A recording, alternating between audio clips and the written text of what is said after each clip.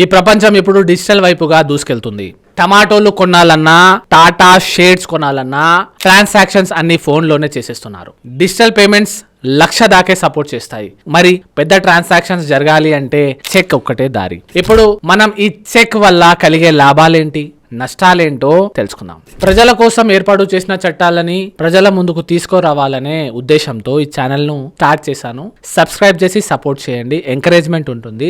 ఇంకా ఇలాంటి మంచి కంటెంట్ మీ ముందుకు తేవాలన్న ఎంకరేజ్మెంట్ కూడా వస్తుంది. లేట్ చేయకుండా మ్యాటర్ లోకి వెళ్ళిపోదాం. మనం ఎవరికైనా అప్పు ఇచ్చేటప్పుడు ప్రామిసరీ నోట్ లేదా బ్లాంక్ చెక్ తీసుకొని అప్పు ఇస్తూ ఉంటాం. కానీ రీసెంట్ టైమ్స్ లో చాలా ఫ్రాడ్స్ జరుగుతున్నాయి. చెక్ బౌన్స్ అవ్వడం, దివాలా తీయడం అంటే ఐపీ పెట్టడం, లేదా మన దగ్గర అప్పు తీసుకున్న వాళ్ళు అబ్స్కాండ్ అవ్వడం లాంటివి చాలా జరుగుతున్నాయి బయట.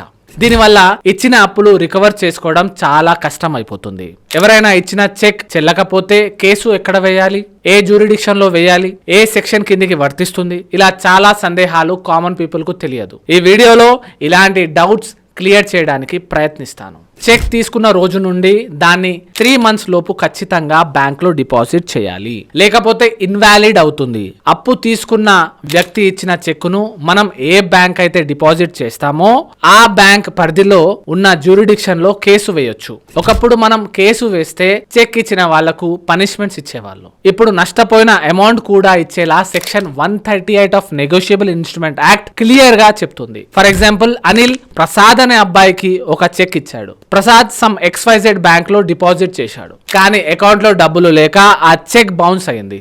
ఇప్పుడు ప్రసాద్ XYZ బ్యాంక్ పరిధిలో ఉన్న జ్యూరిడిక్షన్ లో కేసు ఫైల్ చేయొచ్చు. దీంతో డబ్బుని విత్ ఇంట్రెస్ట్ తో రికవర్ చేసుకోగలుగుతాడు. ఇయని ఎడల 2 సంవత్సరాల వరకు జైలు శిక్ష పడే అవకాశం ఉంటుంది.